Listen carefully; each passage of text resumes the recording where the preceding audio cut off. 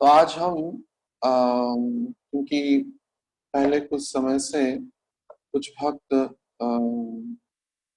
एकादशी के बारे में चर्चा करने के लिए कहे थे, तो जो कि माधव महोत्सव है, माधव तिथि है, तो एकादशी के बारे में यत्किंचित यद्यपि सभी अवगत हैं, लेकिन पूर्णतः कैसा यह प्रस्तुत हुआ, कैसा नियम वास्तविक करना चाहिए और एकादशी की क्या फल प्राप्ति होती है, विशेष करके हमारे नोएडा के अमन को मुझे बार बार बोले थे।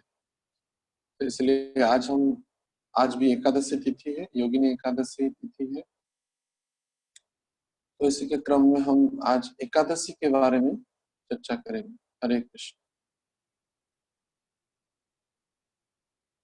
तो एकादशी जैसे कि संस्कृत भाषा एक और 10 मिलाया जाए तो एकादशी अर्थात 11। सनातन धर्म के अनुसार कैलेंडर के जो 11वां तिथि आता है, जो कि कृष्ण पक्ष और शुक्ल पक्ष दोनों में ही, और ऐसे होते थे 15-15 माने पूर्णिमा तक 15 दिन और 15 दिन होते 30 दिन होता है। तो जो 11वां दिवस है शुक्ल पक्ष का या कृष्ण पक्ष का, उस तिथि को ही एकादशी कहा जाता है। तो एकादशी बहुत ही पवित्र तिथि है और इसका प्राकट्य भी एक विशेष स्थिति में और विशेष कारण से हुआ है। पद्म पुराण के वर्णना के अनुसार भगवान विष्णु का वो मूर नामक एक असुर के सहित बहुत वर्षों तक युद्ध हुआ। तो इतना वर्ष तक युद्ध हुआ, कभी कभार जैसे रूप गोस्वामी भक्ति रसम सिंधु में एक रस की भी वर्णना करते हैं, वीर रस। तो भगवान कभी कभार वीर रस का भी आस्वादन करना चाहते हैं। तो उन वीर रस का आस्वादन करने के लिए इच्छुक भगवान, जैसे भागवत में वर्णना है, हिरण्याक्ष के साथ जब युद्ध कर रहे थे तो अनेक प्रकार का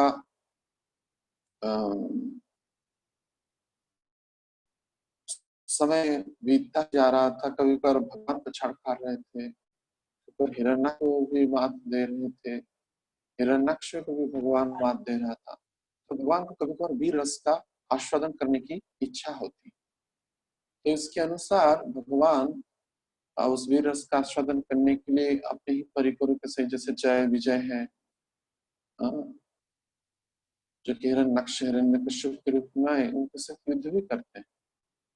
तो वैसे भी मानो इसका अर्थ है नहीं कि भगवान इतना लंबा समय तक युद्ध कर रहे हैं, इसका अर्थ वे उनको हरा नहीं पा रहे, लेकिन भगवान कभी कभार कुश्ती कसरत करने जैसा और वीर रस के आस्वादन के लिए वे इच्छुक रहते हैं।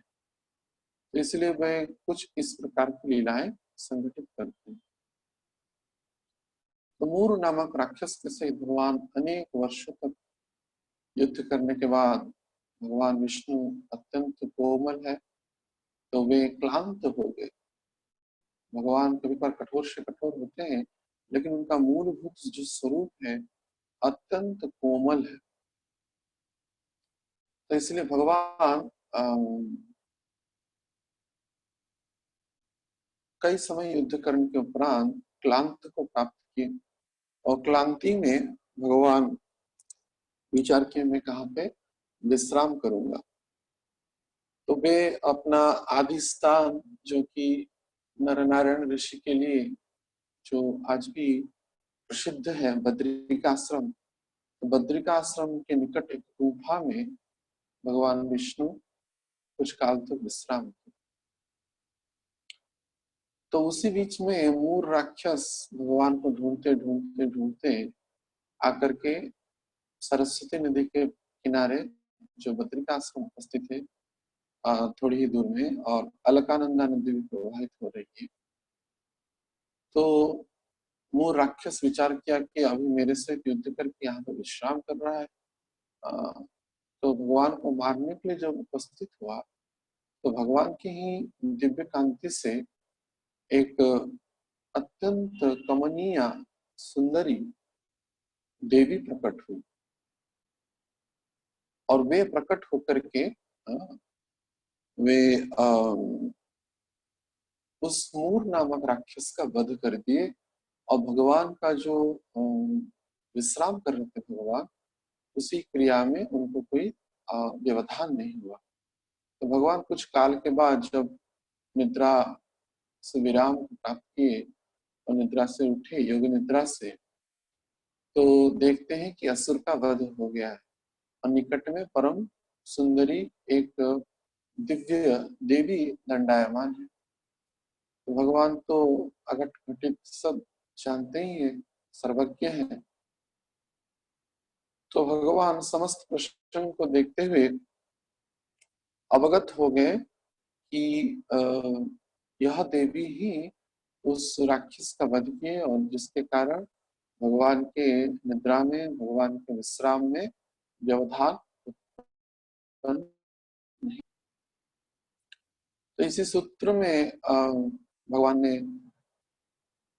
एकादशी निकट होने के कारण उसी दिन जो था कृष्ण पक्ष की एकादशी तिथि, तो उसी तिथि में प्राकट्य होने के कारण भगवान ने देवी को एकादशी नाम से अभिहित किया। तो भगवान ने उनको एकादशी कहा और कहे कि तुम अत्यंत प्रीति का और आनंद का विधान कर रही, मेरी विश्राम में व्यवधान न हो इसलिए तुमने इस असुर का वध किया, इसलिए मैं तुम्हारे प्रति परम प्रसन्न हूँ। तो आज से मैं वरदान देता हूँ, समस्त व्रतों में श्रेष्ठ व्रत एकादशी व्रत कहलाएगा और इस पवित्र एकादशी तिथि में जो भी तुम्हारे तिथि को स्मरण करते हुए इस तिथि के अनुसार व्रत करेंगे, मेरी उपासना करेंगे, मेरा भजन करेंगे, मेरा नाम करेंगे, अर्थात हरि वास तिथि, हरि के निकट अधिक वास करेंगे, तो निश्चित रूप से वे भक्ति के परम सूत्र को प्राप्त करेंगे और सांसारिक भौतिक क्लेशों से मुक्त होकर के मेरे परम धाम को प्राप्त करेंगे। तो ऐसा भगवान ने एकादशी महारानी को वरदान प्रदान किया। तो इस प्रकार से अगर देखा जाए, एकादशी देवी का प्राकट्य नरनारायण आश्रम अर्थात बद्री का आश्रम सरस्वती नदी अलकानंदा के स्थान में जो बद्री का आश्रम है, वहां पे एकादशी देवी का प्राकट्य हुआ। तो इस प्रकार से एकादशी की पवित्रता के कारण और संसार में भगवान की हरि भक्ति के अद्भुत प्रभाव के कारण संसार में जो पाप पुण्य चलता ही रहता है मनुष्य में, तो वो धीरे धीरे पाप क्षीण होते आगे और एक दिन साक्षात प्रकट स्वरूप में पाप काल पुरुष के से भी और भी भयंकर स्वरूप में जो पाप है, मूर्तिमंत पाप जो है, एक दिन आकर के भगवान के सामने प्रकट होंगे। कही कि कहा वो पाप कि आपके अद्भुत भक्ति के प्रभाव के द्वारा, और कलयुग जो है पाप पाप का युग है। मंदाहा सुमंदमतयो मंद्य भाग्य ही भद्रता, तो सब कुछ इस कलिकाल में मंद है और इसके कारण तो मंद युग में पाप मुख्य है, पाप का युग कहलाता है और पाप युग में पाप ही नहीं होगा तो इस कलयुग का कैसा अस्तित्व रहेगा। स्वाभाविक रूप से धर्म के जो 4 चरण हैं, एक चरण इस कलिकाल में उपस्थित होते हैं और लेकिन 3 चरण तो रहते नहीं। तो अगर 3 चरण ही बैठ जाए बहु संख्या में, अनेक मात्राओं में, तो ये कलयुग अपना गुण धर्म को नष्ट करेगा। कलयुग पाप का युग है, तो पाप नहीं होगा तो कैसे होगा? लेकिन आपके प्रभाव के कारण पापा पाप क्रियाएं बंद होता जा रहा है, शून्य प्राय है, लुप्त प्राय।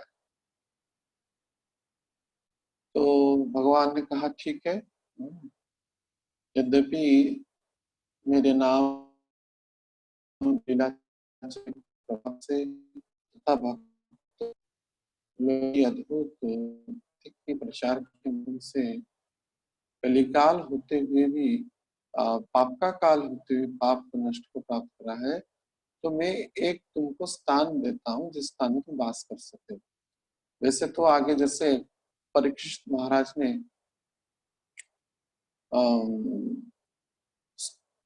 जैसे कि मांसाहार में और मदिरापान में, द्यूतक क्रीड़ा में और अवैध स्त्री से अर्थात द्यूतपान स्त्रिय सन, इस चार में पाप को स्थान दिया है। और अधर्म अर्जित जो धन है, स्वर्ण के उपलक्ष्य में अधर्म उपजीवित जो धन है, उसमें भी कली का और पाप का उपस्थित रहता है। उसके बाद भी भगवान ने मानो इसी सूत्र में और एक वरदान दिया पाप पुरुष को, कहे कि एकादशी के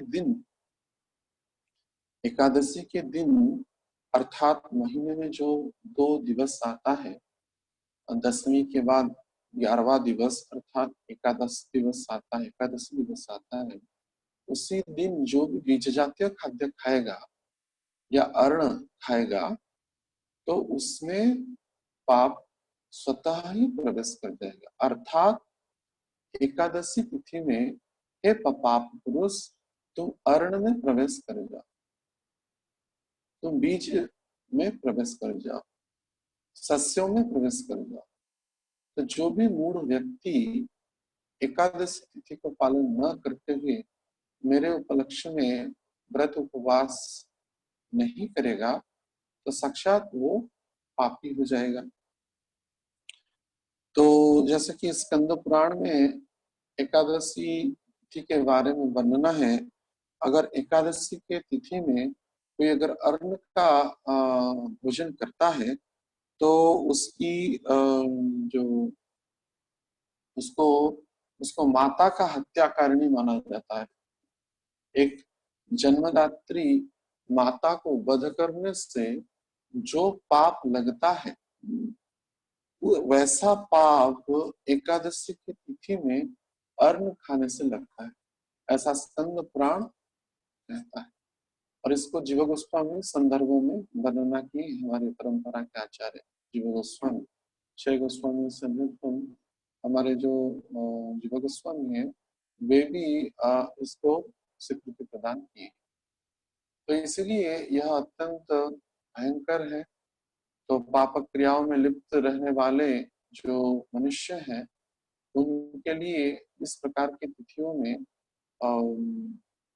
जाने में या अनजाने में किसी भी कारण से अगर स्थिति का पालन किया जाए, तो वे अत्यंत महिमा मंडित फल को प्राप्त करते हैं। वैसे और एकादशी की तिथि को जो पालन करेगा, ऐसा कहा गया है एकादशी तिथि में कि एक एकादशी की तिथि के पालन में 88,000 ब्राह्मणों को या वैष्णवों को भोजन कराने का पुण्य और स्वीकृति प्राप्त होती है। तथा एकादशी के तिथि में अन्य कोई भी क्रियाओं से जो भक्ति की जो क्रियाएं हैं, वो इतना प्रभाव अन्य दिवसों में जो दिखा नहीं पाता है, वो एकादशी के तिथि पर अत्यंत प्रभाव दिखाता है। और सतगुण अधिक फल प्राप्त होता है, ऐसा एकादशी तिथि की महिमा है। तो इस प्रकार से भगवान पाप पुरुष को एकादशी के दिवस पर स्थान दिए, और जो भी व्यक्ति सस्य बीज जो जातीय खाद्य को ग्रहण करता है, उसको निश्चित रूप से साक्षात पाप को ही, मूर्तिमंत पाप को ही ग्रहण करता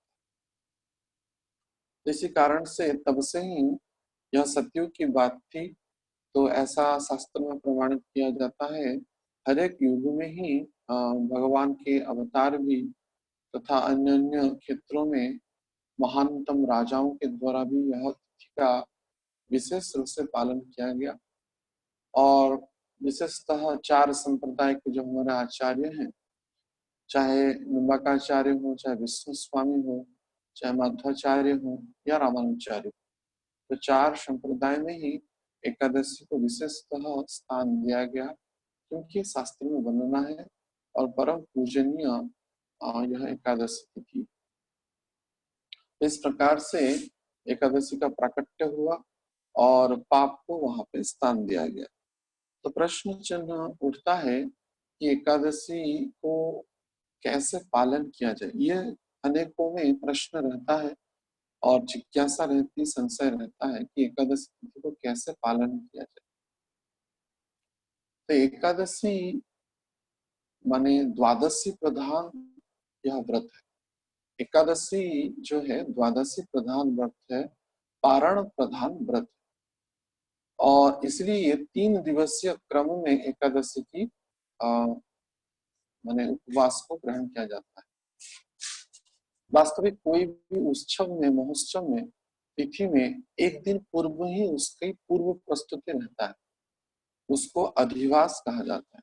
जैसे कि हम देखते हैं जन्माष्टमी हो, राधाष्टमी हो, गौर पूर्णिमा हो, नित्यानंद त्रयोदशी हो, तो उस समस्त तिथियों में एक दिन पूर्व ही समस्त प्रस्तुति किया जाता है, इसको अधिवास कहा जाता है। और विवाह में भी, व्रत में भी, यज्ञोपवीत संस्कार में भी।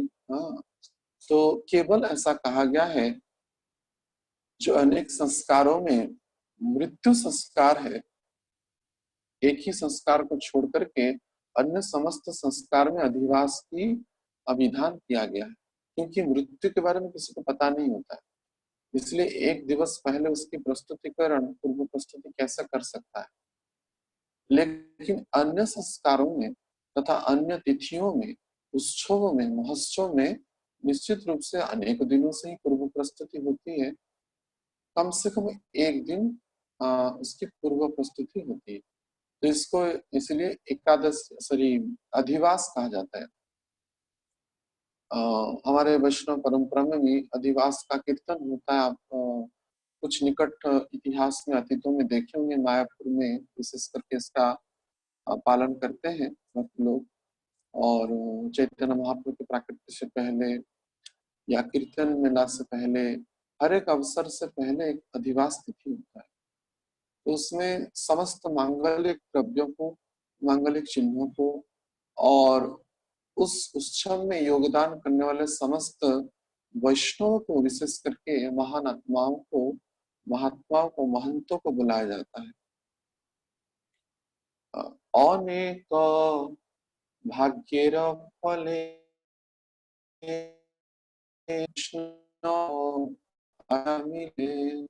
दिवास कीर्तन में कहा, अनेक पुण्य के फल से, अनेक भाग्य की पुण्य प्रताप जब उदय होता है तो वैष्णव आकर के मिलते हैं। तो उसके अनुसार उन वैष्णव के मांगलिक और कल्याणकारी उपस्थिति में भगवान के निमित्त इस प्रकार का अधिवास को किया जाता है।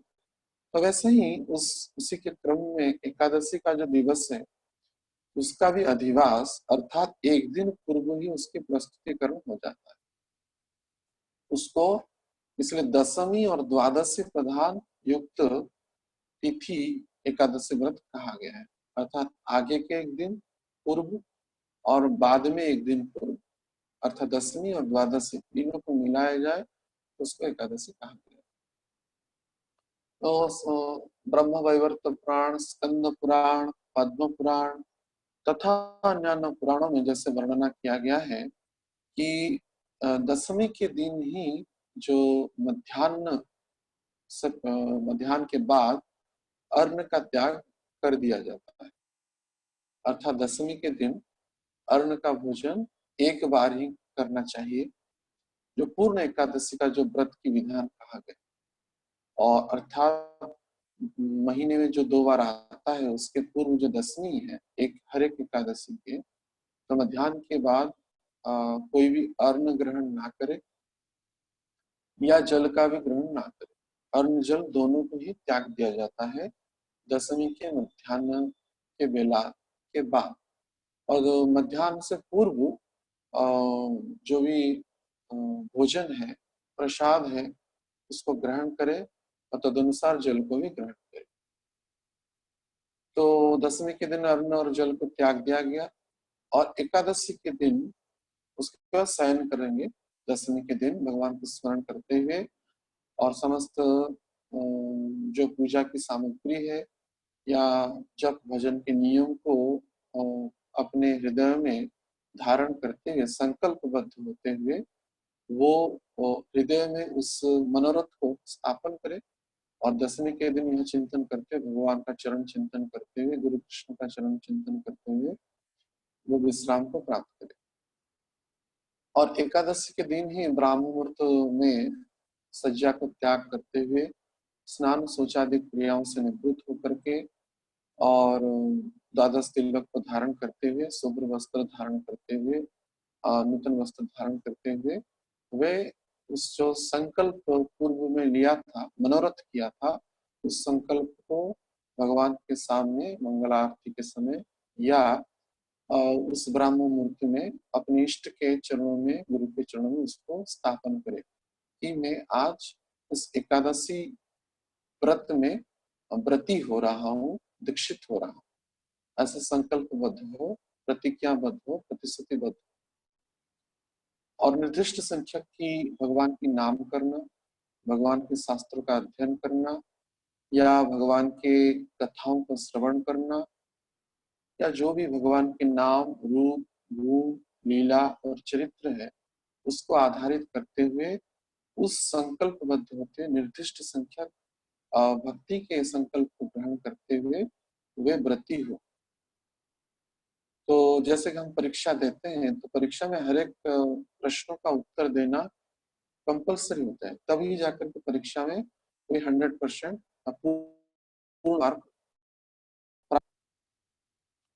तो वैसे ही इस एकादशी तिथि हर एक मनुष्य का विशेष वैष्णव की क्रिया जो व्यर्थ नहीं रहता है, शुष्क नहीं रहता है, वो उपयुक्त अर्थ को और संकल्प को प्राप्त करते वो तिथि आगे बढ़ता है। तो एकादशी के दिन में पूर्ण, जैसे कि दशमी के 12 बजे से ही अन्न जल को त्याग दिया गया है और एकादशी के दिन भी अन्न तो ग्रहण करना ही नहीं है, भूल से भी जल की भी ग्रहण नहीं होता है एकादशी के दिन। और पूर्ण रूप से भगवान के भजन क्रियाओं में, सेवाओं में हरि के निकट और भी सन्निकट रूप में वास करते हैं, इसको इसलिए हरिवास तिथि कहते हैं। और एकादशी के दिन ऐसे निर्जला करते हुए अन्न और जल को त्यागते हुए वो एकादशी के संपूर्ण रात्रि भर जागरण रहे और जागरण रहने के बाद पुनः द्वादशी के समय अर्थात नेक्स्ट डे द्वादशी के दिन जब पारण का समय निर्दिष्ट रहता है, उसी पारण के समय वो जल को ग्रहण करे, भगवान के प्रसाद जल को ग्रहण करे, तब जाकर के वो एकादशी एक मात्रा में पूर्ण होती है। और द्वादशी के दिन भी पारण के उपरांत, जैसे अन्न जल को त्यागा है, पारण के उपरांत वो भगवान का प्रसाद ग्रहण करे, वैष्णव को प्रसाद खिलाए।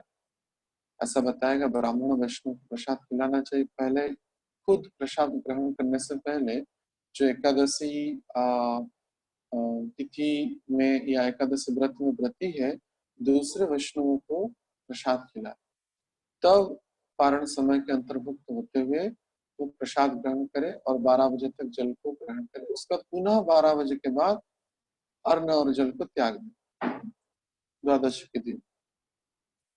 और तब जाकर के और उसी जैसे दशमी की रात्रि वो शयन कर सकता है, वैसे द्वादशी की रात्रि को भी शयन कर सकता है, लेकिन 12 बजे के बाद अन्न और जल को त्यागना होता है द्वादशी के दिन में। और पुनः त्रयोदशी के दिवस पर वो भगवान का स्मरण करते हुए सूर्योदय के उपरांत वो जल को ग्रहण करे, तब जाकर के 3 दिवसीय व्रत में जो व्रती हुआ था वो पूर्ण होता है, अर्थात एकादशी पूर्ण। तो ऐसा अगर कठोरता से कोई व्रत करे तो तब जाकर के उसको एकादशी व्रत कहला जाता है।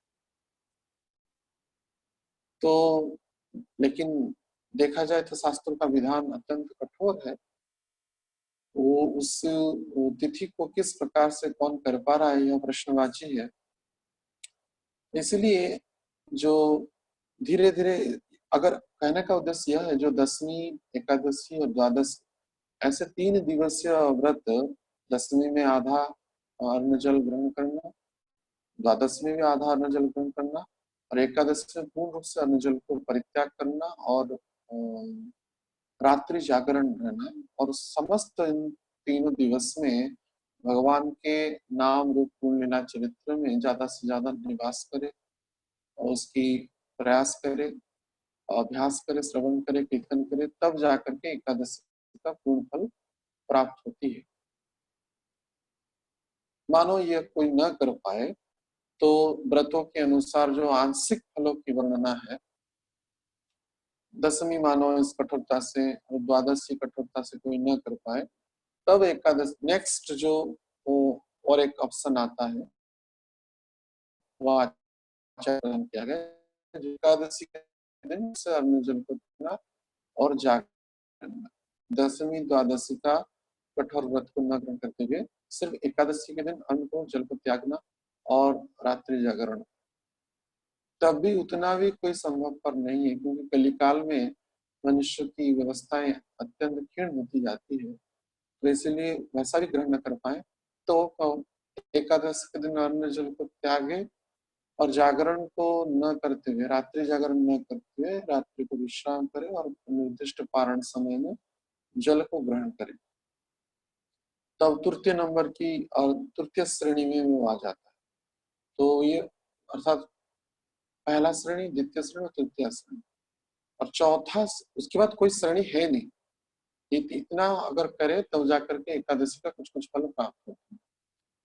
उसके उपरांत भी कलयुग की व्यवस्था को देखते हुए और शारीरिक व्यवस्था को देखते हुए और भी छूट होता गया, अर्थात अन्न को छोड़ दे लेकिन जल को कोई न छोड़ पाए तो जल को सिर्फ ग्रहण करे, उतना भी कोई नहीं कर पाए तो अन्न को भी छोड़ नहीं तो पा रहा है, तो इसलिए जल को भी छोड़ा नहीं छोड़ पाया और ग्रहण किया, उसमें भी उतना समर्थ है नहीं, तो उसके लिए पद्म पुराण में कहा गया है तद अनुकल्प सेवनम, तो उसके लिए अनुकल्प प्रसाद की व्यवस्था किया गया। तो हरिभक्ति विलास नामक ग्रंथ में सनातन गोस्वामी कौन कौन सा वस्तु अनुकल्प है, अनु और कल्प अर्थात बीज है नहीं, वो सस्य है नहीं, वो फलों से, कंद से उत्पन्न जो कुछ वस्तुएं हैं, भोग है, जो भगवान को निवेदित करके ग्रहण किया जा सकता है, उसको अनुकल्प कहते हैं। यद्यपि इसमें भी कई प्रकार की मतभेद है, क्योंकि अनेक स्थान काल पात्र के हिसाब से इसको कहा गया है, तो उसको हम चर्चा नहीं करेंगे, इसमें वाद विवाद उत्पन्न होती है। क्योंकि उसमें कौन हरिभक्ति विलास को देखेंगे तो अनेक सारे वस्तु जो है वर्ज्य है, जो हम आज के समय में ग्रहण कर लेते हैं। तो ग्रहणीय वस्तु कौन सा है, अग्रहणीय वस्तु कौन सा है, एक बड़ा एक प्रश्न चिन्ह है। शास्त्रों को कठोरता से देखा जाए तो अनेक चीज बाद हो जाती, जो भी हो, तो ऐसा अनुकल्प प्रसाद का ग्रहण करने की विधान दिया गया। उसमें भी कोई समर्थ न हो, अर्थात पाक अनुकल्प भोग, जो भोग को, द्रव्य को पाक किया जाता है, पाक अर्थात अग्नि में उसको पकाया जाता है और वो निवेदित किया जाता है। तो उससे पहले अगर संभव पर वो अपाक्य वस्तु अर्थात फलों को ही सिर्फ ग्रहण करे, फल को और जल को, और अपाक्य वस्तु अर्थात फल है, कंद है, उसमें भी अगर संभव पर न हो तो तब उसके लिए अनुकल्प की व्यवस्था किया गया। और कोई अगर अनुकल्प को भी ग्रहण न करे और कहेगा कि मैं मेरे लिए समर्थ मैं हूं नहीं, हो तो निश्चित रूप से वो महानरक योनि को भागीदार होता है और अनेक प्रकार के कष्टों को प्राप्त करते हुए जीवन का मूल्यबोध को न समझते हुए वो अत्यंत दुर्गति को प्राप्त करता है। तो इसलिए कम से कम अनुकल्प का सेवन करते हुए भगवान का नाम ग्रहण करना चाहिए और निर्दिष्ट, क्योंकि यह द्वादशी प्रधान एकादशी व्रत पारण समय में जो जो वस्तु को छोड़ा है उस वस्तु को ग्रहण करे तब पारण उसको कहलाया जाता है। अर्थात कोई अन्न और जल को छोड़ा है, विशेष करके जल यहाँ पे प्रधान है, तो जल को ग्रहण करते हुए उसका पारण पूर्ण होता है। जैसे कि अम्बरीश महाराज ने निर्दिष्ट पारण के समय आते हुए देखते हुए तो वे दुर्वासा मुनि यद्यपि आने में विलंब कर दिए, लेकिन वे निर्दिष्ट समय में और गंडों के मात्र जल को ग्रहण, जो जल को त्यागा है वो द्वादश के दिन जल को ग्रहण करे, जो अर्ण को त्यागा है तो वो अर्ण को ग्रहण करे। इस प्रकार से पारण युक्त द्वादश युक्त यह एकादशी व्रत। तो शास्त्रों में पुराणों में इसका बुरी बुरी प्रशंसा किया गया है। सर्व व्रतों में सार मुख्य व्रत एकादशी व्रत है। तो एकादशी को युगों के क्रम में अगर भगवान के पौराणिक चरित्र को भी अगर विचार किया जाए तब भी यह व्रत को व्रत की महिमा बड़ी प्रशंसनीय और वंदनीय है। सतयुग में जैसे यह व्रत प्रकट हुए एकादशी महारानी, और उसी युगों से लेकर के कलयुग पर्यंत इसकी महिमा अत्यंत चिताकर्षक स्थिति को प्राप्त करा। जैसे कि द्वादशी के माने द्वापर युग में हम देखते हैं नंद महाराज के प्रसंग में एकादशी करके वे द्वादशी के दिन स्नान कर रहे थे, वरुण उनको ले लिए। इससे प्रमाणित होता है कि नंद महाराज स्वयं भगवान के पिता होकर के भी वे जनार्दन सालग्राम की सेवा करते थे और एकादशी का तिथि करते थे।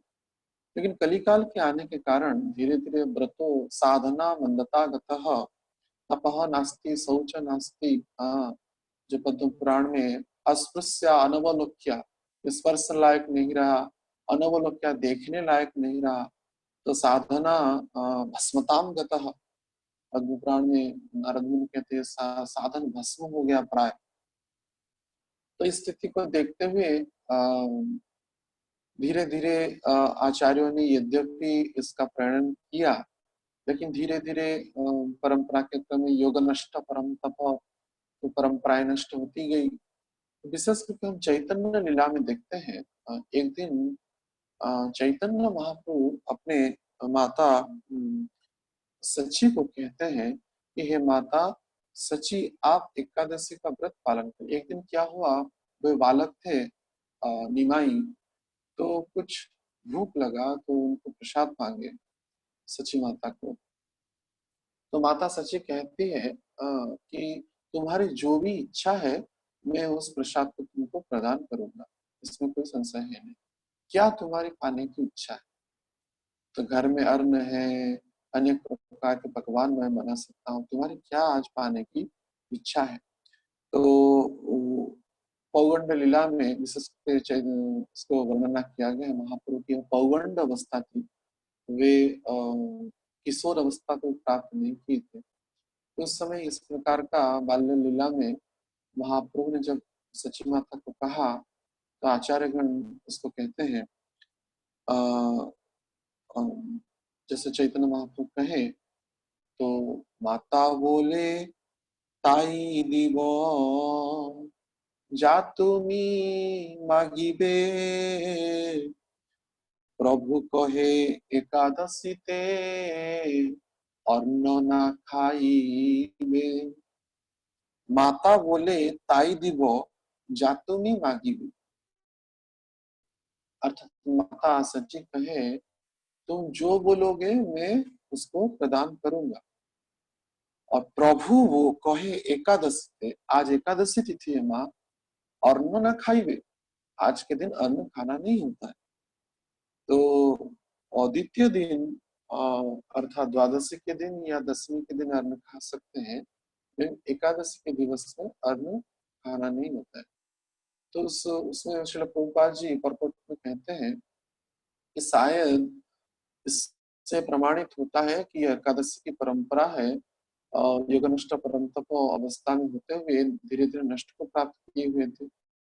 लेकिन चैतन्य महाप्रभु आचरण करने वाले हैं, भक्त अवतार में आए हैं, भगवत स्वयं भगवान होते हुए भी भक्त अवतार में आए हैं। अपने आचरण धर्म अपरे न सिखा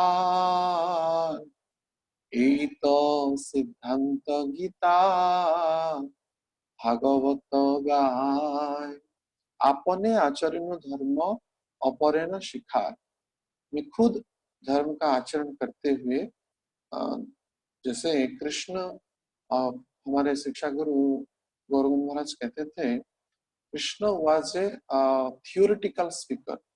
कृष्ण जो है बस उसको थियोरिटिकल बोल दिए, लेकिन Chaitanya Mahaprabhu was a practical demonstrator. तो वे प्रैक्टिकली इसको दिखाए, आचरण करके दिखाए। तो चैतन्य महाप्रभु की अवस्था यद्यपि वो पौगंड अवस्था की थी, लेकिन माता सची को जब कहे कि एकादशी में अन्न खाना नहीं है, तो माता सची निश्चित रूप से भगवान चैतन्य महाप्रभु के वाक्य को सम्मान करते हुए वे कहे कि ठीक है, मैं अन्न व्यतिरिक्त अर्थात सस्य जातीय खाद्य के व्यतिरिक्त जो तुम्हारे कहने के अनुसार वे जगन्नाथ मिश्र को प्रश्न किए। जगन्नाथ मिश्र के हाँ ठीक है, ऐसा शास्त्र में विधान है, तो अनुकल्प का भोग तुम चैतन्य महाप्रभु को अर्थात निभाए खिला सकते हो। तो महाप्रभु ने उसी माध्यम से जगत वासियों को यह शिक्षा दिया माता सची के उपक्रम में कि एकादशी तिथि सबके लिए करणीय है, कम से कम अनुकल्प प्रसाद पाते हुए पाप से मुक्त हो। एकादशी तिथि हो रहा या ना हो रहा यह तो प्रश्न है, कम से कम पाप से बचे, क्योंकि साक्षात पाप पुरुष अन्न जातीय खाद्य में और सस्यों में प्रवेश कर जाते हैं। तो इसी क्रम में और भी चैतन्य महाप्रभु ने एक उदाहरण प्रस्तुत किया। विशेष करके एक दिन महाप्रभु मुझे बहुत सारे प्रसाद पाना है ऐसा जिद किए, बालक थे। तो कहे कि जगदीश और हिरण्य जो कि 2 माइल दूर जगन्नाथ मिश्र के घर से रहते थे, जगदीश और हिरण्य के गृह में विशेष कुछ हुआ है, उसको प्राप्त करने की मेरी प्रबल इच्छा है। तो जगन्नाथ मिश्र बालक निमाई की इच्छा को परिपूर्ति करने के लिए जगदीश और हिरण्य के गृह में गए। तो जगदीश और हिरण्य आश्चर्यचकित हो गए, ऐसे छोटे बालक को कैसे पता चला कि यहाँ पे विशेष भोज का आयोजन किया गया है। तो उसी क्रम में चैतन्य महाप्रभु यह भी शिक्षा दी, वो तिथि एकादशी तिथि था। तो चैतन्य महाप्रभु यह शिक्षा दिए कि इसका अर्थ है नहीं कि एकादशी की तिथि में हम व्रत कर रहे हैं तो भगवान को भी भोग न लगाया जाए, अर्थात अन्न का भोग न लगाया जाए। तो हमारे लिए पाप प्रवेश कर जाता है, इसलिए हम अन्न का ग्रहण नहीं करते हैं, शस्यों का ग्रहण नहीं करते हैं। लेकिन भगवान पाप से और पुण्य से पूर्ण रूप से परे है, इसलिए हर एक दिन ही भगवान को जो विशेष व्यंजनों की व्यवस्था किया गया है, भोगों की सामग्रियों की व्यवस्था किया गया है, उसमें कोई भी त्रुटि न हो। विष्णु के निमंत्र, कृष्ण के निमंत्र, राम के निमंत्र, विष्णु तत्व सालग्राम के निमंत्र, तो निर्दिष्ट संख्यक में निर्दिष्ट प्रकार में जो नित्य प्रतिदिन जो भोग का आयोजन किया जाता है। और ऐसा भी हो सकता है एकादशी क्योंकि विशेष तिथि है, भगवान को प्रिय है, तो उसमें और भी ज्यादा भोग लगाया जा सकता है। तो इसलिए महाप्रभु ने यह भी उदाहरण प्रस्तुत किया कि एकादशी के दिन हम व्रत कर रहे हैं तो भगवान को भी व्रत व्रत करा दें, यह अपराध है। तो भगवान के विग्रह को निर्दिष्ट संख्यक में भोग जो लगना चाहिए वो लगना ही चाहिए। तो जगदीश और हिरण्य के गृह कोई मंदिर नहीं था, जगदीश और गृह हिरण्य जो थे गृहस्थ भक्त थे, तो उनके गृह में सालग्राम शिलाएं थे, भगवान के अर्चा विग्रह थे।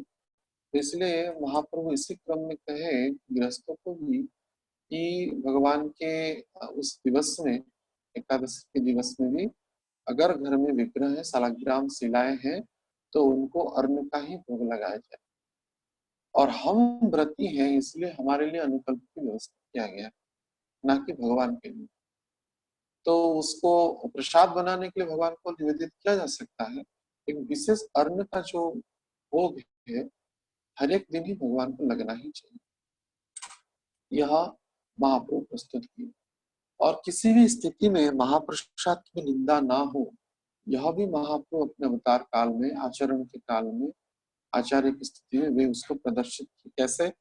ना एक बार क्या हुआ, चैतन्य महाप्रभु जगन्नाथपुरी में, तो जगन्नाथ जी का नित्य दर्शन करते ही थे। तो उसी क्रम में वे जब जगन्नाथ जी का दर्शन कर रहे थे, तो वो एकादशी का दिवस था। तो एकादशी के दिवस में जगन्नाथ जी का वो नित्य दर्शन करना तो सुनिश्चित था ही। तो पंडित जो थे, पुजारी जो थे, प्रसन्न होकर के महाप्रभु को हर एक दिन प्रसाद देते थे जगन्नाथ जी का, और जगन्नाथ जी का प्रसाद माला भी महाप्रभु को प्रदान करते थे। तो उसी दिवस में भी चैतन्य महाप्रभु को पुजारी पंडित जो थे, भगवान की जो प्रसादी माला है, निर्माल्य है, वो चैतन्य महाप्रभु को पहनाए, और तदन उसके सहित जगन्नाथ जी का जो प्रसाद है उसको चैतन्य महाप्रभु को प्रदान किया। क्योंकि वहां पे एक विशेष प्रथा है, क्योंकि भगवान अर्ण ब्रह्म के रूप में विशेष रूप से वहां पे अनेक प्रसाद को 60 पौटी प्रसाद कहा जाता है। बहुत विपुल संख्या में, विपुल मात्रा में भगवान को वहां पे भोग निवेदित होता है। कर्ण ब्रह्म का क्षेत्र श्री जगन्नाथ जी का क्षेत्र है, तो वहां पे एकादशी करणीय है नहीं, ऐसा वहां पे अलौकिक प्रथाएं है जो कि सदियों से चलता आ रहा है। तो आप जगन्नाथ जी के मंदिर के पीछे अगर देखेंगे, छोटा सा एक मंदिर है, और मानो बड़ा जो मंदिर है उस छोटा मंदिर को अपने चपेट में रखा है, अपने प्रभाव में, अपने नियंत्रण में रखा है, ऐसा प्रतीत हो रहा है। अत्यंत क्षुद्र मंदिर है, उसमें एकादशी महारानी का विग्रह है। तो उसी सूत्र में वहां पर कहते हैं कि एकादशी यहाँ पे करणीय है नहीं। और विशेषकर कभी जस्ट निकट में ही जो निर्जला एकादशी था, जिसमें हम अत्यंत वैष्णव में बड़ी इसकी महत्व है, अन्न जल को त्याग करके निर्जला व्रत ग्रहण करते हैं, उसी दिवस में ही भगवान जगन्नाथ जी का और रुक्मिणी का विवाह होता है। और उसमें एक ही दिन होता है जगन्नाथपुरी में, जिस दिन महाप्रसाद हर एक को फ्री में बांटा जाता है, भोज। क्योंकि जगन्नाथ जी का शादी है, विवाह है, तो उसके भोज के उपलक्ष्य में हर एक को प्रसाद बांटा जाता है। तो अर्थात एकादशी के दिन ही अन्न का, व्यंजनों का, विविध प्रकार का मिठाइयों का तो प्रसाद जगन्नाथपुरी के मंदिर की तरफ से, पंडित पुजारियों की तरफ से, राजा की तरफ से बांटा जाता है। इससे स्पष्ट प्रमाणित होता है कि जगन्नाथपुरी में एकादशी महत्व को खो जाती है जगन्नाथ जी के प्रभाव के विस्तार के कारण। लेकिन जब चैतन्य महाप्रभु, जो ब्रह्म माध्य गौड़ीय परंपरा के में वे वैष्णव धर्म का प्रचार किए, हरिनाम का प्रचार किए, और एकादशी का महत्व को वे जैसे बाल्यकाल से ही सची माता के क्रम से प्रदान किए हैं। तो उसी सूत्र में जो पुजारी पंडा जब महाप्रभु को माला पहना के सहित जो प्रसाद दिए जगन्नाथ जी का, और प्रसाद को निंदा करना, प्रसाद को मना भी कर देना, कोई अगर दे तब भी वो महाअपराध कहा गया है। क्योंकि महाप्रसादे गोविंदे नमो ब्रह्मणे वैष्णव, महाप्रसाद में और गोविंद में कोई अंतर है नहीं। तो चैतन्य महाप्रभु आचार्य है, और वास्तविक वैसे ही कहा गया, जय जन भुजय कृष्ण सेवा चतुर। तो चैतन्य महाप्रभु हाथ में प्रसाद को लेते हुए, एकादशी का दिन तो रात्रि जागरण करना ही था, अन्न जल को त्यागे ही हुए थे, तो प्रसाद को हाथ में पकड़ करके नृत्य करने लगे, और पूरा रात्रि भर ही भगवान के प्रसाद की महिमा जो शास्त्रों में, पुराणों में और अन्य कथाओं में बोला गया है, उसको वे उसका वे गुणगान करते गए। और ऐसे होते होते जब द्वादशी का समय आ गया, तो वे प्रसाद को आनंद से जगन्नाथ जी का गुणगान करते हुए उस प्रसाद को ग्रहण कर लिया। तो इसी क्रम में व्यवहारिक दृष्टि से महाप्रसाद की अवमानना भी नहीं हुआ, और वैष्णवीय परंपरा को पालन करते हुए, आचरण को पालन करते हुए चैतन्य महाप्रभु ने उस एकादशी तिथि को भी पालन कर दिया। तो इसी सूत्र में हम वैष्णवों को चैतन्य महाप्रभु शिक्षा देते हैं कि यद्यपि आप जगन्नाथपुरी में भी क्यों ना उपस्थित हो, जहाँ पे कि एकादशी निष्क्रिय हो जाता है, तब भी वो व्रत को ग्रहण करना चाहिए। कम से कम अनुकल्प का ग्रहण करते हुए एकादशी में पाप भंजन नहीं करना चाहिए। और ऐसा भी कहा गया है कई कई पुराणों में, एकादशी के दिन अन्न को स्पर्श भी करे अपने निज सुख के लिए, या उस प्रसाद को जो भी भगवान को निवेदित हुआ है अपने इंद्रियों के लिए, शरीर के लिए उसको कोई ग्रहण करे तो अत्यंत पापपूर्ण उसको फल प्राप्त होता है। तो इसलिए साधारण यह विधान है, एकादशी के दिन में हम वैष्णव परंपरा में, चार वैष्णव परंपरा, जो प्रश्न उठता है भगवान को जो भोग लगेगा व्यंजन, नॉर्मली जैसे कहा गया है कि महाप्रभु कहें कि एकादशी को भगवान के लिए अन्न ही भोग लगना चाहिए, तो उस सबको क्या किया जाए। तो कहा जाता है कोई भी विषय व्यक्ति हो, कर्मी हो, ज्ञानी हो, तो उसको भी देना महाअपराध है। उसको अंधतामेश्वर नरक में पतित होना पड़ता है। अगर एकादशी दिवस में कोई भगवान की प्रसाद, जो अन्न आदि प्रसाद है, कोई भी जीव को, मनुष्य को अगर देता है, या यक्ष गंधर्व चारण सिद्ध देव ब्रह्म तक भी देता है, तब उसको महापाप, अक्षय पाप लगता है, अंधता में सिर्फ नरक में उसको पतित होना पड़ता है। इसलिए भगवान की जो महाप्रसाद है, अर्ण प्रसाद है, उसको द्वादशी के दिन पारण के लिए रखा जा सकता है। नहीं तो सर्वोत्तम यह भी है, बताया गया है, गौ माता के लिए एकादशी करणीय है नहीं, क्योंकि वो पशु योनि में है। तो गौ माता को उन समस्त प्रसादों को ग्रहण करवाया दिया जा सकता है। कहना नहीं चाहिए, लेकिन मेरी एक अनुभूति है, मुझे स्मरण है, मंदिर में एक भक्त सेवा करते थे, एक गृहस्थ भक्त। तो यद्यपि कुत्ता तो रखना हमारे लिए बिल्कुल भी वैष्णव परंपरा के खिलाफ है, लेकिन उनके घर में कुत्ते भी थे। यद्यपि वे दीक्षित थे, तो मैं देखा एक दिन, तो एकादशी का दिवस था, तो बाल भोग, राजभोग सब महाप्रसाद निकला, तो सब प्रसाद को वे पैक किए। मैंने प्रश्न किया कि आप इसके लिए कर रहे हैं? तो वह कहे कि प्रभु आज तो कोई एकादशी का प्रसाद ग्रहण नहीं करेगा, सॉरी, अन्न प्रसाद नहीं ग्रहण करेगा, तो हमारे घर में कुत्ता है, उसको नहीं खिलाओ। तो चेतना किस तरह अलग अलग व्यक्तियों में अलग अलग प्रकार की होती है। लेकिन उसी दिन बताया गया शास्त्रों में, एक उपलक्ष्य कारण दिया गया है, केवल गोमाता को यह प्रसाद दिया जा सकता है, नहीं तो किसी सूत्र में उस प्रसाद को संरक्षित करके रखे और द्वादशी के दिन उसको पारण के रूप में ग्रहण कर सकते हैं। मात्राएं अगर अधिक है, और जैसे मंदिरों में मात्राएं अधिक रहता है, भगवान को 7 टाइम 6 टाइम भोग लगता है, तो उसी दिवस में विशेष करके हर एक मंदिर में तो गौशाला या गौ माताएं होती ही, तो गौ माता के लिए भगवान का प्रसाद पाने का एक उत्तम कोटि का अवसर प्राप्त होता है। तो यह विधान करनी आवश्यक है। तो ऐसे एकादशी में अनेक प्रकार के नियम बताया गया है, और साल में ऐसे 12, 2, 24 एकादशी आती है, उसमें कुछ विशेष एकादशी भी है।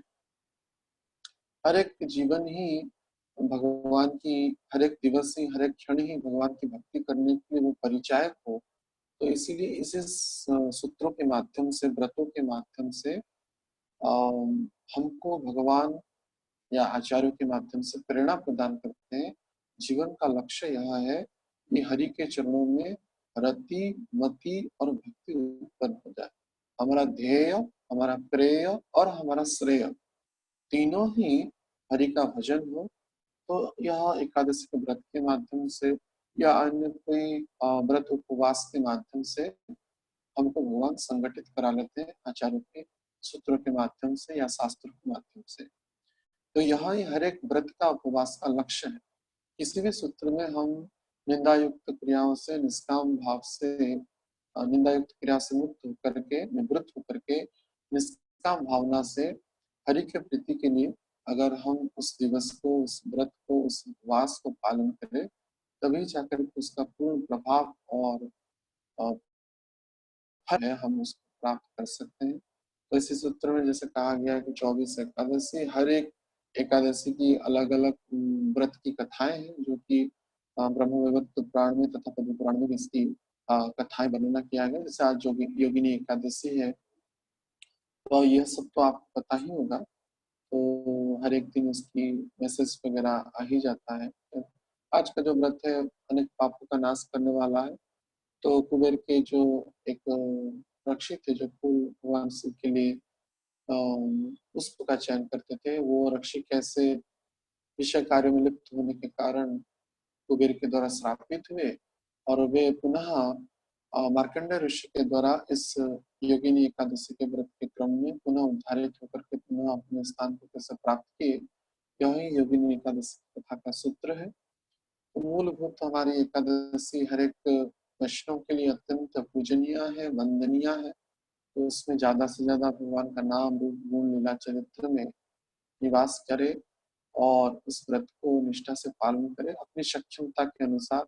जैसे कि कहा गया 3 दिवसीय व्रत है, इतनी कठोर व्रत करना शारीरिक दृष्टिकोण से कितना समीचीन है। तो अपने शरीर की योग्यता के अनुसार, सामर्थ्य के अनुसार और कोई वरिष्ठ भक्त को पूछ करके व्रत को ग्रहण करना चाहिए, ना कि मन मुताबिक व्रत के नियम को ले ले और बाद में इसका परिणाम भयंकर हो शारीरिक दृष्टिकोण से। तो इस प्रकार से एकादशी की महिमा ब्रह्मवैवर्त पुराण में, पद्म पुराण में तथा हमारे चैतन्य सिद्धांत शास्त्रों में भी वर्णना किया गया है। अत्यंत पुण्य तिथि है और एक एक एकादशी को अगर मन से, क्रियाओं से, वाणी से अगर किया जाए, जैसे उन एकादशी के महत्व के बारे में वर्णना किया गया है, उस एक एकादशी के व्रत के पालन से समस्त पाप नष्ट हो जाता है। यह जो अनेक कथाओं में वर्णना है उस एकादशी के व्रत की कथाओं में, इसमें कोई भी संशय है नहीं। निश्चित रूप से समस्त पाप नष्ट हो जाता है और व्रत के पालन के अनुसार वो परम श्रेयस्कर पदवी को और स्थान को, आध्यात्मिक महत्व को उपलब्धि करता है और उस परम सूत्र में निबद्ध होकर के भगवान का चरण कमल को प्राप्त करता है। तो इस प्रकार की एकादशी के बारे में वर्णना किया गया। विशेष रूप से अवन प्रभु ने अनुरोध किया था, नहीं तो हमारा जो नित्य प्रतिदिन जो चर्चाएं हो रहा था विष्णु के विषय में, चैतन्य चेतावंत को आधार करते हुए चैतन्य चैतन्य महाप्रभु पार्षद के बारे में, तो इसको हम विराम देते हुए आज, क्योंकि उनकी अनुरोध थी, तो हमने एकादशी के बारे में यथकिंचित चर्चा किया। विशेष रूप से हर एक श्लोक को, टीका टिप्पणी को अगर उपस्थित किया जाए तो प्रसंग अत्यंत विस्तार को प्राप्त करेगा। इसलिए कथानक के क्रम में इसको संक्षिप्त रूप में हम कहने का प्रयास किए। तो अब आज की चर्चा को हम यहाँ पे विराम देंगे। अगर किसी का इस संबंधी कोई जिज्ञासा है, प्रश्न है, तो अवश्य पूछ सकते हैं। हरे कृष्ण।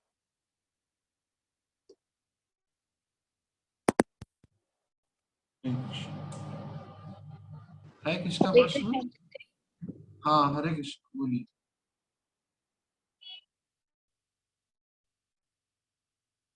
हाँ, आपका आवाज नहीं आ रहा है। हरे कृष्णा। हरे कृष्ण प्रभु जी, दंड प्रणाम। हाँ, बोलिए। प्रभु जी, जैसे जो पारण टाइम होता है ना, अगर कभी मिस हो जाए तो फिर जैसे एक दो कई बार ऐसा हो जाता है कि हम भूल ही जाते हैं। नहीं, देखिए एकादशी वैसे द्वादशी प्रधान युक्त है और दसवीं युक्त प्रधान युक्त भी व्रत है।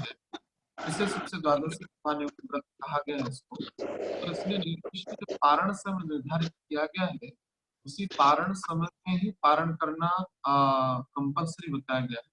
इसी सूत्र में वैसे तो साधु सावधान रहते हैं, साधु अपने व्रतों के लिए माने जागरूक रहते हैं वैष्णव। तो इसलिए कुछ उसकी जो टाइम लिमिटेशन है, थोड़ा 2 घंटा 3 घंटा ऐसा रहता है।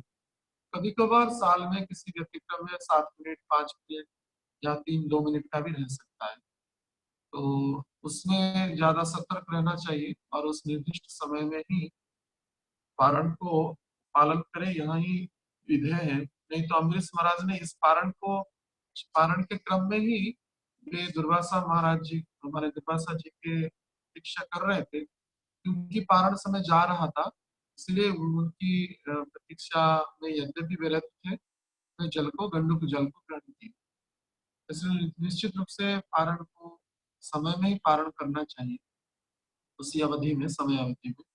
या किंचित किसी कारण से अगर वो मिस हो गया, तब प्रायश्चित कर्म करते हुए करना चाहिए, कोई वरिष्ठ को पूछ करके प्रायश्चित कर्म को करते हुए उस पारण को, क्योंकि वो तो व्यर्थ ही चला गया, समय अगर व्यतीत हो जाता है। तो पहले तो सावधान रहे, लेकिन इसमें अगर कोई त्रुटि हो किसी कारण से, अज्ञान सूत्र में, तब कोई वरिष्ठ गुरु को, उच्च कोटि के भक्त को प्रश्न पूछते हुए शिक्षा गुरु को, तो वो उसका प्रायश्चित विधान किया जा सकता है। ठीक है। ठीक है प्रभु जी, हरे कृष्ण। और प्रभु जी एक क्वेश्चन और है, हाँ जैसे हाँ। आपने भी गौ माता का बताया कि हम गौ माता को प्रसाद दे सकते हैं वो वाला, तो जैसे गाय की जो रोटी निकाली जाती है वो मैं नहीं निकालती उस दिन, तो वो भी निकालनी चाहिए? क्या क्या, कौन सा रोटी बोले? जो गाय की रोटी निकालते हैं ना, मैं एकादशी वाले हाँ दिन हाँ निकालती नहीं हूँ, तो उसका मतलब वो निकालनी चाहिए ना उस दिन भी फिर? हाँ, क्योंकि जैसे चैतन्य महाप्रभु उपदेश कहे, प्रभुपाद जी भी उसको परपट में लिखे हैं, इसी क्रम में जो अ, जो हिरण्य और जगदीश के सूत्र उदाहरण में, तो उसमें शास्त्रों में कहा गया कि भगवान को अनुकल्प, भगवान तो व्रत नहीं कर रहे, तो भगवान को तो नॉर्मल भोग ही लगना चाहिए, तो उसी प्रसाद को दे सकते हैं। अगर नॉर्मली, अगर रेगुलर में आप रोटी निवेदित करना चाहिए, लेकिन समय काल पात्र के हिसाब से वो निर्दिष्ट निरूपित होता है, विशेष करके अर्चा विग्रह जो प्राण प्रतिष्ठित है, उनमें यह निर्दिष्ट नियम लागू होता है। अगर घर में पट्टचित्र है या प्राण प्रतिष्ठित विग्रह है नहीं, तो उसमें थोड़ा छूट हो सकता है, अनुकल्प लग सकता है। लेकिन प्राण प्रतिष्ठित विग्रह हो तो निश्चित रूप से उनको अन्न भोग लगना ही चाहिए। तो इसी क्रम में जो नॉर्मल जो भोग है, प्रसाद जब निकलता है तो उसको गोमाता को खिलाते हैं, तो उस दिन भी खिला सकते हैं। ठीक है। ठीक है प्रभु जी। प्रभु जी मतलब मेरे को ये नहीं क्लियर हुआ कि गाय माता की रोटी जो निकलती है जब सबसे पहले, वो भी निकालनी चाहिए फिर उस दिन, या वो नहीं, केवल प्रसाद की बात हो रही है जो भगवान को ऑफर किया है? नहीं, उसी गोमाता, जैसे गोमाता के जो आप रोटी निकालते हैं, वो भी भगवान का प्रसाद ही होना चाहिए। गोमाता को भी भगवान का प्रसाद दे तभी उत्तम कोटि का माना गया है। यद्यपि गोमाता को भी डायरेक्ट निवेदित किया जा सकता है, लेकिन गोमाता को भगवान को प्रसाद देने में अति उत्तम कोटि माना गया है। यद्यपि गोमाता भी साक्षात भगवत स्वरूपा ही है, लेकिन फिर भी यह वैष्णव में विधान है कि भगवान का प्रसाद ही गोमाता को दिया जाता है, ना कि डायरेक्ट भोग दिया जाता है। किसी अवसर में विशेष गोवर्धन आदि पूजा में डायरेक्ट गोमाता को खिलाया जा सकता है, लेकिन क्योंकि वैष्णव में हर एक जो व्यंजन है भगवान को निवेदित होता ही है, तो पहला जो ग्रास निकलता है, अर्थात प्रसाद निकलता है, तो उसमें गोमाता का हिस्सेदारी रहता है, ऐसा शास्त्र कहता है। तो इसी विधान से एकादशी के दिन भी वो दे सकते हैं गोमाता को, जो अगर नित्य नियम दे रहे हैं तो। ठीक है।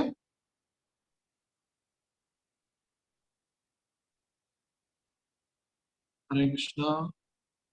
आवाज आ रही है?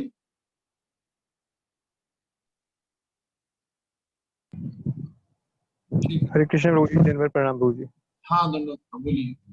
धन्यवाद प्रभु जी, आपने मेरा सुना बताया आज एकादशी के बारे में। हाँ एक हाँ, प्रश्न हरे था, कृष्ण। एक और प्रश्न हाँ जी, हाँ एक और प्रश्न है हाँ हाँ, कि बोलिए। कभी कभार अगर भूल से एकादशी छूट जाती है, वैसे भगवान की दया से भी ऐसा नहीं हुआ है, और या तो हम एकादशी के दिन अन्न खा प्रसाद पा लेते हैं, कोई हमको प्रसाद देता है कहीं से लाके, तो हमको ध्यान नहीं रहता, हम कई बार पा लिएगा एकादशी के दिन, तो फिर हम्म। उस समय क्या करना चाहिए? नहीं, देखिए, कोई अगर अज्ञानता में खा ले, आ, मानो कभी कभार कोई यात्रा में है, एक दो बार ऐसे कुछ भक्त लोग कहते हैं, स्मरण नहीं हुआ, विस्मरण हो गया, कोई बोला नहीं, तो वो अगर अज्ञानता में कोई ग्रहण कर ले अन्न को, तो बात अलग है। लेकिन जानबूझ के कोई ग्रहण करे तो ये अक्षय माने महान पाप बताया गया, जानिया सुनिया विश्व खाई। तो जानबूझ के ये ऐसा नहीं करना चाहिए किसी भी सूत्र में। तो यह अत्यंत दंडनीय अपराध माना गया है, पाप माना गया है। तो ये हमारे लिए ही प्रतिकूल परिस्थिति को उत्पन्न करेगा भक्ति में और भविष्य में जीवन में भी। तो इसीलिए सतर्क रहना चाहिए। और अज्ञानता में हो गया तो जैसे कहा प्रायश्चित विधान हर एक में माने उपासना कांड में वेदों में हर एक का प्रायश्चित विधान दिया गया है। व्रतों का आचरण ना होने के बाद निर्दिष्ट संख्यक प्रायश्चित होता है, निर्दिष्ट संख्यक नाम ग्रहण करना होता है, कुछ पवित्र तीर्थ में स्नान करना होता है या कुछ दान करना होता है इसके त्रुटि के मार्जन के लिए। इस प्रकार का अनेक विधान है। तो कोई वरिष्ठ भक्त जो भी है उनसे प्रश्न करते हुए उस कौन सा एकादशी पालन ना हो पाया उसी सूत्र में उसको हम कह सकते हैं, माने उसको आचरण कर सकते हैं। लेकिन जानबूझ के कभी भी एकादशी को भंग नहीं करना अगर हम अवगत है तो।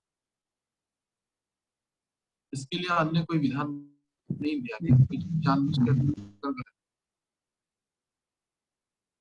ठीक है जी, ओके प्रभु जी, धन्यवाद। हरे कृष्ण। हरे कृष्णा प्रभु जी। और धन्यवाद। हाँ हरे कृष्ण बोलिए। प्रभु जी, आपने जैसे बताया कि अन्न का भोग लगाना चाहिए एकादशी के दिन भगवान को, तो गौर निताई के विग्रह को भी लगानी चाहिए अन्न का भोग? हाँ नहीं, जैसे हम आचार्यों के परंपरा में हम दर्शन किए हैं, तत्वगत दृष्टि से देखा जाए तो जय गौर श्री कृष्ण श्री जगन्नाथ। लेकिन क्योंकि चैतन्य महाप्रभु भक्तावतार में आए और चैतन्य महाप्रभु इस जीवन काल में बाल्यकाल से लेकर के अपनी जो लीला के अवसान तक कभी भी एकादशी के दिन अन्न ग्रहण नहीं किए। तो इसलिए गौर निताई को अन्न का, क्योंकि वे भक्तावतार में है तो इनका जो एकादशी का ही भोग लगे ऐसा विधान किया गया है। लेकिन फिर भी कोई अगर भगवत दृष्टिकोण में अगर भगवान को लगा रहा है गौर निताई को अन्न का, तो इसमें दोष भी नहीं कहा जाएगा। लेकिन हमने जो आचार्यों से शिक्षा प्राप्त किया है, विशेष करके हम भुवनेश्वर में भी देखे हैं गौरव महाराज गौर निताई के अल्टर में उस दिन एकादशी का भोग लगता है और कृष्ण बलराम जगन्नाथ बलदेव सुभद्रा में अन्न का भोग। तो लेकिन कोई लगाए भगवत भाव से कोई अपराध है नहीं, क्योंकि लेकिन फिर भी यह ज्यादा शिक्षणीय है कि गौर निताई को अनुकल्प का ही भोग। तो प्रभु जी, अगर जगन्नाथ बलदेव सुभद्रा है और गौर निताई जी है तो सबको एकादशी का भोग लगाओ तो चलेगा? जैसे मैं कहा गृहस्थ धर्म में इतनी कठोरता से विग्रह सेवा का जो परिचर्या है पालन करना असंभव होता है। अगर प्राण प्रतिष्ठित विग्रह है नहीं वैदिक रीतियों के अनुसार वैष्णव के माध्यम से प्राण प्रतिष्ठा कर्म को प्राप्त नहीं किए हैं निर्दिष्ट विग्रह, तो इतनी कठोरता से आचरण करने की आवश्यकता है नहीं। तो हम जो व्रत का जो भोग है अनुकल्प है वही जगन्नाथ को गौर निताई या राधा कृष्ण में लगा सकते हैं। लेकिन इसलिए ज्यादा गृहस्थों में यह विधान दिया गया है कि राधा कृष्ण का विग्रह ना रखें, क्योंकि राधा कृष्ण का विग्रह में अर्ण भोग लगना कंपल्सरी या विष्णु तत्व विग्रह में। तो इसलिए गौर निताई या जगन्नाथ जी का ज्यादा गौर निताई रिकमेंडेड है गृहस्थ भक्त के घरों में। यद्यपि अनेक लोग कहते हैं जगन्नाथ जी भी क्षमा कर लेते हैं, लेकिन जगन्नाथ जी तो अन्न खाने वाले ठाकुर है और जगन्नाथ जी का विग्रह को अन्न न लगाया जाएगा तो मानो एक बड़ा अन्याय जैसे हो जाएगा जगन्नाथ जी। तो इसीलिए ध्यान देना चाहिए। लेकिन फिर भी अगर प्राण प्रतिष्ठित विग्रह है नहीं तो इसमें थोड़ा छूट हो सकती है। अपनी श्रद्धा और गंभीरता को देखते हुए वरिष्ठ भक्तों को पूछते हुए इसको करना चाहिए भोग लगाने की जो विग्रह के अनुसार। लेकिन यह ज्यादा एग्जाम्पलरी ये है कि अन्न का भोग लगा ही जाए सिर्फ गौर निताई को छोड़कर। अगर है नहीं व्यवस्था और प्राण प्रतिष्ठित है नहीं तो कुछ छूट हो सकती है और एकादशी का भोग लग सकता ठीक है प्रभु। हरे कृष्ण। है। हरे कृष्ण। हरे कृष्ण दंडोत श्रीवास। हाँ धन्यवाद। वो जी आपने जो बताया कि 3 दिन का जो विधि होता है पूरा एकादशी करने का, दशमी को फिर एकादशी को फिर द्वादशी को, तो ये अभी पूरी तरह से तो पालन नहीं होता है, तो ये हम सिर्फ एकादशी को ही कर पाते हैं। बहुत कष्ट कर रहे हैं। हाँ तो तो वही है कि जैसे अब 10वीं को आपने बताया है कि तो मध्याह्न के बाद कोई भी अन्न प्रसाद ना लें, जल भी ना लें, निर्जला मतलब करना है। मतलब यदि आप निर्जला का व्रत रख रहे हो तो फिर आप 10वीं के मध्याह्न के बाद से निर्जला आपको रखना है, प्रारंभ हो जाए। हाँ, प्रारंभ हो जाएगा। और द्वादशी को भी मतलब एक टाइम ही प्रसाद लेकर के फिर पूरा फिर निर्जला और वैसे ही रखना है जैसे मतलब मैं त्रयोदशी को पूरा नॉर्मल होगा। जी जी। तो इस तरह नहीं हो रहा है तो फिर एकादशी का हम लोगों का व्रत नहीं हो रहा ना पूरा। माने पूर्ण फल नहीं मिलेगा, कहने का उद्देश्य यह है। और जो सिर्फ अनुकल्प पाता है उसको एकादशी का कुछ भी फल नहीं मिलता, वो सिर्फ पाप से बचता है। जो अनुकल्प प्रसाद को ग्रहण करता है एकादशी के दिन, तो वो कह नहीं सकता कि मैं एकादशी व्रत किया हूँ, वो व्रत ही नहीं है। वो पाप से बचने के लिए बस अपना कोई हेल्थ इशू हो सकता है, उसी के क्रम में अगर प्रसाद पा रहा है ज्यादा। और 8 से 80 साल की आयु तक ये कंपलसरी है। 80 साल के बाद कोई अन्न खाए तो उसमें दोष नहीं लगता है। 8 साल से छोटे कोई बच्चे हैं तो उनमें भी अन्न खाए तो दोष नहीं लगता है, लेकिन 8 साल के बाद तो ये लागू हो जाता है संसारिक नियम। तो निश्चित रूप से वो तो व्रत नहीं कहलाया जाएगा। अगर कोई सिर्फ अनुकल्प पाता है तो सिर्फ पाप से बचता है। एकादशी व्रत निश्चित रूप से इस प्रकार का विधान शास्त्र में मिलता है। तो पूर्ण एकादशी मतलब 10वीं से स्टार्ट करना चाहिए यदि हाँ, कर रहे हो। इस तरह। 10वीं मध्याह्न तो से अगर फिर सिर्फ एकादशी को निर्जला करे तो उसको आंशिक फल मिलेगा 50%। इसी हिसाब से मानो 30-40% मिलेगा, लेकिन पूर्ण फल 3 दिवसीय ही व्रत का पालन करने से प्राप्त। जो कि हम जो श्रवण करते हैं ना, जो 24 एकादशी की महात्म्य के बारे में जो जो कथाएं जी हैं, तो वो जी सब 3 दिवसीय ही व्रत वो लोग किए, ना कि 1 दिवसीय। तो 1 दिवसीय कोई करता है तो आंशिक फल, अर्धिक फल, जो भी मात्रा है उस हिसाब से प्राप्त करेगा। अगर कोई निर्जला कर रहा है, जल ग्रहण तक भी कर रहा है तब भी प्राप्त होती है। लेकिन जब से अनुकल्प माने कंद फल तक भी थोड़ा प्राप्त हो सकता है, लेकिन अनुकल्प पाक जातीय खाद्य कोई खा रहा है रसोई करके, अनुकल्प भी हो, तो उसको एकादशी का कोई 1% भी फल नहीं मिलता, बस वो पाप से बचता है। वो जो फलाहार जो करते हैं। हाँ, फलाहार तक भी बताया गया है कि कुछ फल मिलता है, क्योंकि वो सूर्य के द्वारा पका है, चंद्रमा के द्वारा पका है, फल है, कंद है। लेकिन पाक अर्थात अग्नि का प्रयोग करता है अच्छा, अग्नि अनुकल्प। का प्रयोग जो भी मतलब कुट्टू हो गया, सामा हो गया, ये इसका प्रयोग कर रहे हैं तो अग्नि का प्रयोग करके कोई भोग बनाता है तो वो 1% भी प्राप्त नहीं होता है एकादशी, सिर्फ वो पाप से बचता है। जी तो ऐसा विधान दिया है। यद्यपि कठोर है, लेकिन स्थान काल पात्र के हिसाब से देखना चाहिए, क्योंकि कलियुगी शरीर है, हाँ शरीर नहीं तो सही बात है। अभी जैसे हम लोग घर में है तो कर सकते हैं।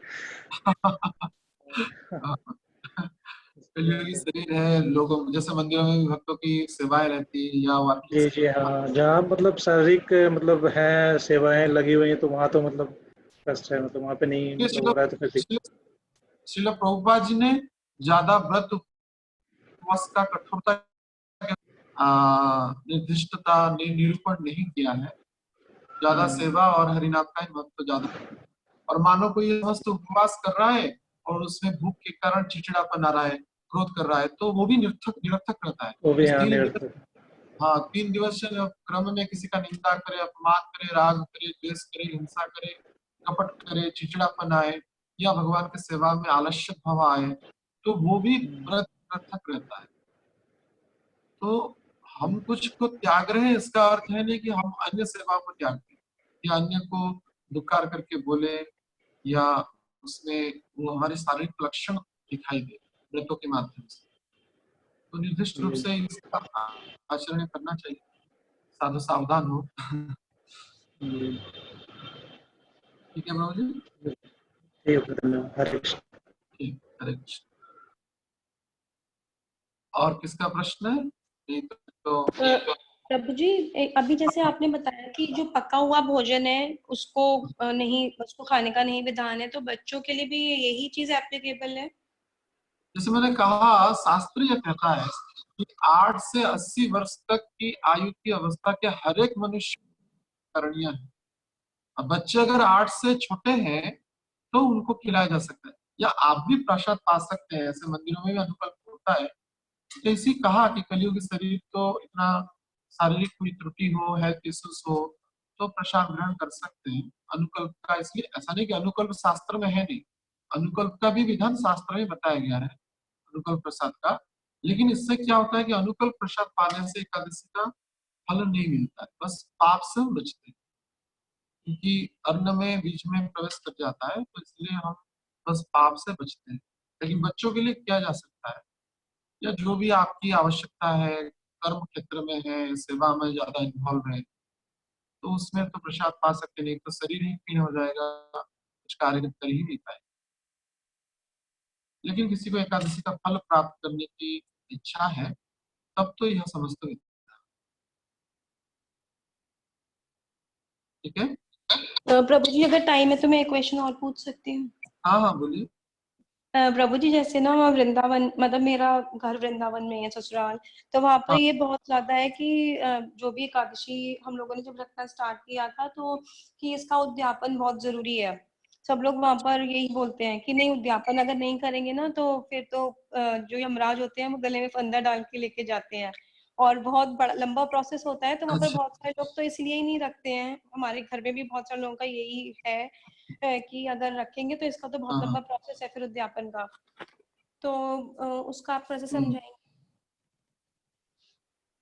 नहीं, वास्तविक ये जो उद्यापन की विधि है, से लौकिक प्रथाएं हैं जो कि अपसंस्कार या एक प्रकार का त्रुटियां ही है हमारे परंपरा में। जैसे ठाकुर कहते हैं कि शादी में कोई जो जो कोई मुर्गी है उसको ढक करके रखना ही नियम था, तो वो बन गया नियम।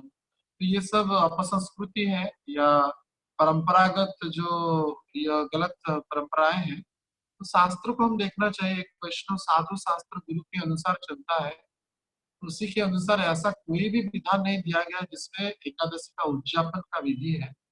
यह गलत परंपराएं हैं, तो आवश्यकता के अनुसार इस परंपरा को पालन न करें तो इसमें कोई त्रुटि है नहीं। तो हमको शास्त्र के हिसाब से चलना चाहिए। एकादशी निर्दिष्ट रूप से करणीय ही है। ठीक है, कोई अन्न जल को क्या मैंने कम से कम अनुकल्प प्रसाद पा करके प्राप्त से बचे, ना कि उसी दिन भी अन्न को ग्रहण करे। तो कभी भी यह अकल्पनीय महापाप लगता है एकादशी के दिन जो अन्न ग्रहण करता है। जैसे कहा कि उसको माता का वध का पाप लगता है, अन्न सामतावेश नरक जाना पड़ता है, करोड़ों कल्प तक नरक में उसकी यात्रा भुगतना पड़ता है। इसलिए कभी भी ये उद्यापन की जो विधि आप कह रहे हैं, कोई पारंपरिक ब्रज में हो या कोई भी क्षेत्र में हो, तो ये लौकिक संस्कृति को प्रथा है। ठीक है, ठीक है प्रभु जी, थैंक यू, हरे कृष्ण। हरे कृष्ण। ठीक है, तो आज की चर्चा को हम यहाँ पे विराम करें। 6:05 भी हो गया समय। और किसका है प्रश्न उत्तर? ठीक है।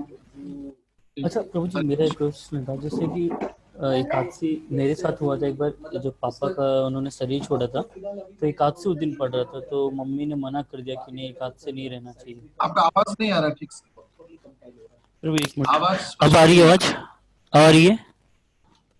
हाँ हाँ बोलिए। तो मैं कह रहा हूँ कि प्रभु जी, जैसे कि जब कोई शरीर छोड़ देता है, उस अवस्था में हाँ क्या परिवार में एकादशी नहीं रहना चाहिए, या उसके लिए कुछ कुछ चीजें अवॉइड करनी चाहिए? नहीं एकादशी अगर रहो तो उसमें कुछ चीजें अवॉइड करनी पड़ती है? नहीं नहीं, ऐसा शरीर छोड़े ना छोड़े, एक मनुष्य मात्र से ही एकादशी तिथि करणीय है। ये तो शरीरगत कोई प्राण पिंड छूट रहा है, तो हर एक अवसर पर हर एक क्रियाओं में एकादशी निश्चित रूप से करणीय है, इसमें कोई छूट ही नहीं है। या वैसे ही भगवान का कोई जन्माष्टमी के दिन कोई मर गया, इसका अर्थ क्या वो व्रत को तोड़ दे, क्या वो अन्य धर्म को पालन करे? ऐसा नहीं हो सकता, क्योंकि मनुष्य का मूल कर्तव्य भगवान के चरणों के प्रति ही है, गुरु के चरणों के प्रति ही है, ना कि शरीरगत संबंधों के प्रति। चाहे वो पिता हो, माता हो, किसी का भी मृत्यु हो जाए, हर एक अवसर पर, ऐसे कि खुद का भी मृत्यु हो जाए, कथा कहा गया है चाहे वो मृत्यु को भी प्राप्त क्यों ना करे, लेकिन एकादशी करना चाहिए हर एक स्थिति। ठीक है। जी प्रभु जी, और वो दिन का इंतजार है। हाँ एकादशी चलते रहना, मतलब ये शरीर छूट जाए, एकादशी नहीं करती। हाँ, एकादशी के दिन कोई शरीर छोड़ जाए तो उसको डायरेक्ट वैकुंठ मिलेगा ही, ऐसा भी लिखा गया है एकादशी में है। हम तो और भी डिटेल में गए नहीं, एक एक श्लोक को लेकर के चर्चा कर रहे, एक एक अध्याय है ब्रह्म पुराण में, स्कंद पुराण में भी है, पद्म पुराण में भी है, तो कथानक में बोले हर एक। ठीक है प्रभु जी, मैं ठीक है, सभी भक्तों से प्रार्थना करूंगा कि सभी लोग आज बहुत ही अच्छे शुभ लेक्चर एकादशी के दिन पे सभी लोग महामंत्र करेंगे। हरे कृष्ण हरे कृष्ण हरे कृष्ण कृष्ण हरे हरे, कृष्ण हरे हरे हरे राम हरे राम राम राम हरे हिजगीस मतोदीस प्रभु की जय जय प्रभुपाद महाराज की जय एकादशी महोत्सव की जय जय एकादशी तिथि की जय जय की जय जय आनंदे हरी हरी बोल। आज मुझे किसी बालक का आवाज नहीं आया। आज बालक सो रहे हैं। ये भी सो गया है प्रभु जी, अभी जस्ट सो गया। वो दोनों सो रहे हैं। मुझे बहुत वो अच्छा दोनों लगता friends है, हैं। मुझे जब बहुत अच्छा लगता है जब वो लोग हरी बोल बोलते हैं, महामंत्र करते हैं तो प्रभु जी ठीक वो है। दोनों फ्रेंड्स है ना, तो वो एक बोलेगा तो दूसरे ने जरूर बोलना होता है। ठीक है, हरे कृष्ण आप तो दोनों ठीक है। हरे कृष्ण। प्रभु जी दंडवत।